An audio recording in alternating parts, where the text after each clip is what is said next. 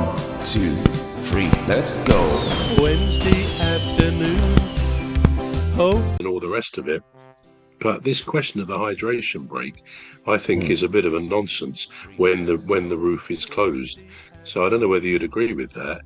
I mean, there's another thing on the point of FIFA, which you may be discussing in a minute, but with last night's game when Argentina beat Algeria, I think it's an open secret that Messi absolutely should have been sent off before he got his hat-trick in the second half.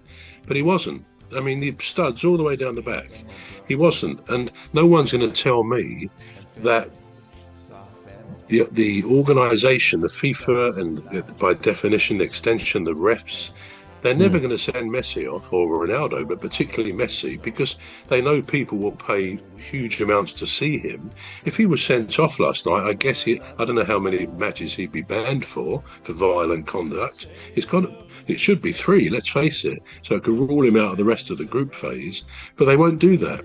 And that, to me, is shocking, because he went on to win the game with 3 goals.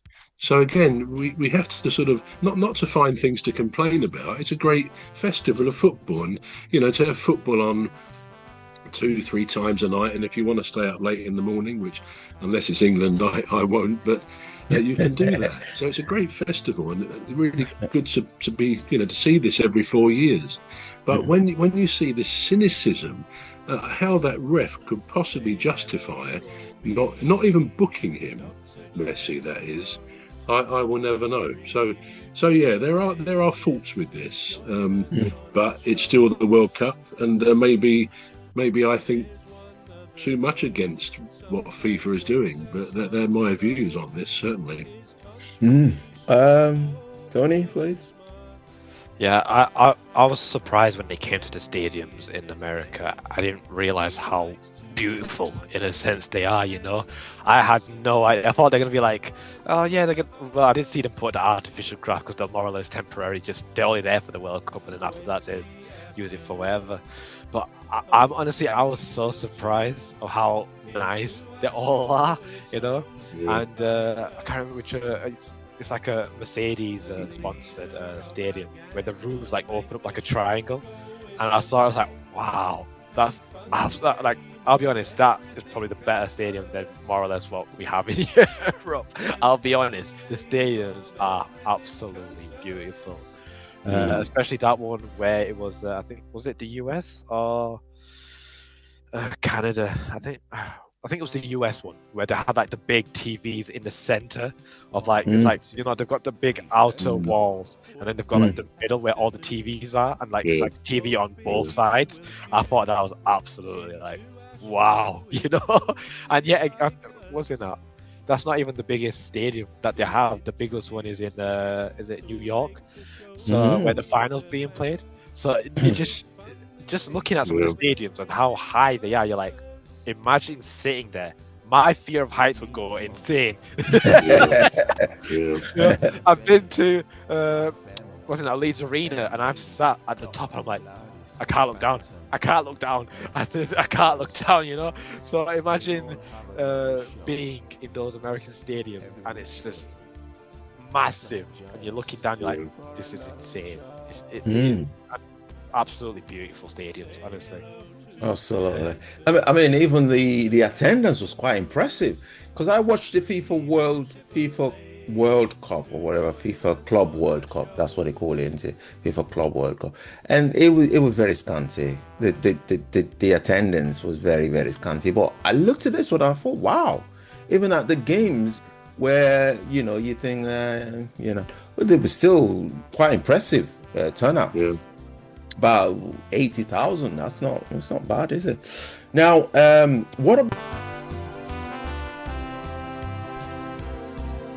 Say hello to old Mimi, Dr. Gladys and Rose, 3 beautiful ladies who join us on our shows. There's one other bro, sometimes joins us on the show.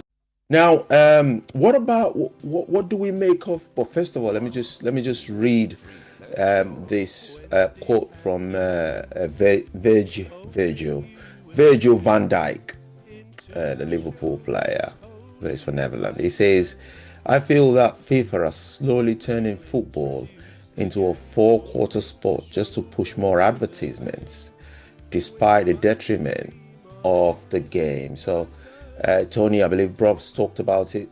How do you feel about the breaks? I feel the same way. I think one of the American commentators said this is the end of the first quarter, and this is not football. We do not have quarters. This is 45 minutes, maybe 2-3 extra time, break, second half. There is no quarters in this game. And one of the pundits, I can't remember who it was, from the Norway versus Iraq game, he said that if it is a proper hydration break, they shouldn't be able to talk to the coaches at all. I feel he feels like the player should be on one side, the coaches stay on the other side, they get their drinks or whatever, and that's how it is. Because who was it now? He said I kind of feel like I understood what he meant by, because when Iraq got that goal back against Norway, they were pushing and pushing and pushing. They put heavy pressure on Norway. And then all of a sudden the hydration break comes on, and then all of a sudden Norway is beating them again. So it does have an effect, these hydration breaks, for, let's say, a team that's dominating, and then all of a sudden you have a little bit of a break, you broke down the gameplay, and now all of a sudden that team is dominating who was losing. So sometimes if you're in that position where it's, you're in the bad half of it, you do better in the second half of it.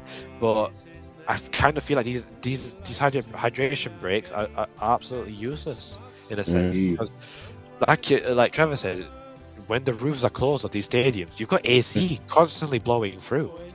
So yes, it will be hot, but it's not as hot as, let's say, the roofs were open and heat is actually coming inside, So I feel like these hydration breaks, it's all just advertising. It's not really to, you know what, we care about the players, let's give them a little bit of a break here, It's not, it's just to get some money out of it, But also, just as if I can just say that momentum, as we say, that's an interesting word in football, but it's like in any sport, momentum is such a key thing, and it doesn't just happen like that. You build it, you build momentum like a jet engine when it's going off down the runway. It builds. So what's happening with these breaks, it almost happens exactly on the quarter way through the match, or halfway through that half time, the first half.